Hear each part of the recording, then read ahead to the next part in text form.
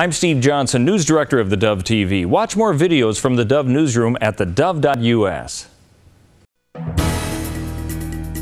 Good morning, I'm Steve Johnson with a reminder to get our app on your smartphone or tablet. You can also watch the Dove on our website or on our Roku channel.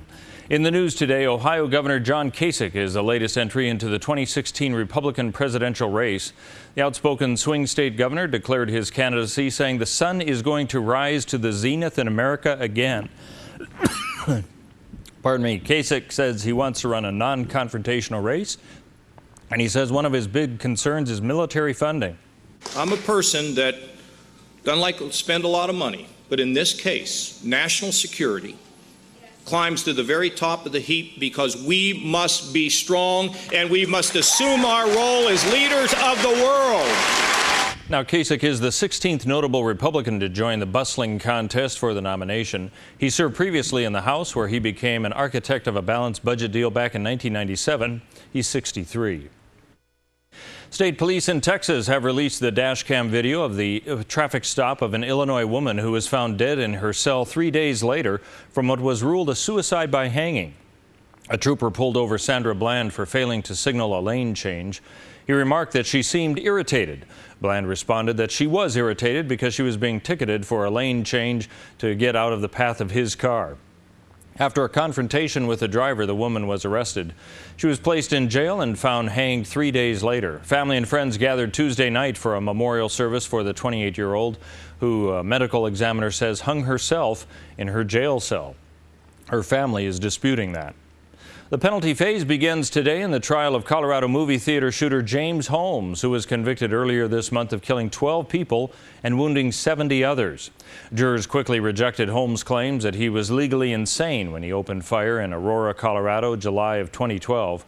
And now they'll have to weigh the extent of his mental illness when deciding if he gets the death penalty. While some areas of the nation have highlighted crime waves that have swept through cities in the past few months, Medford police say the trend is quite the opposite in southern Oregon. During the first 6 months, major crime categories have fallen for 2015, while meth, heroin, and other drug abuse seems to be factors behind the crimes committed. And Police Lieutenant Mike Boudreau says altogether crime offenses down more than 14.5%. Crime fluctuations are a complicated matter, and you can't say the reason for an increase is this, the reason for a decrease is that. It doesn't work that way. Everything from economics to poverty levels to drug use to police community relations. I mean, all that comes into effect.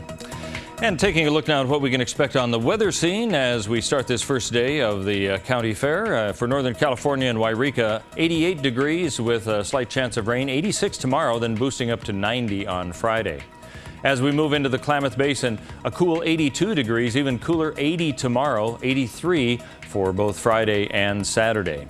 As we head along the Oregon coast, 70 degrees is all, but that's going to be pretty much the high for the rest of the week. 68 tomorrow, 70 degrees on Friday. As we move into the central Oregon area of Bend, 80 for today and tomorrow with mostly sunny skies, bumping up to 84 and sunny on Friday, cooling back down to 81 on Saturday. For southern Oregon in the Medford, Grants Pass and Ashland area, mostly sunny but cool, 88 degrees today, bumping a little bit on Friday to 93, 91 on Saturday. And that is a look at news and weather. You're up to date with the latest right here on the Dove.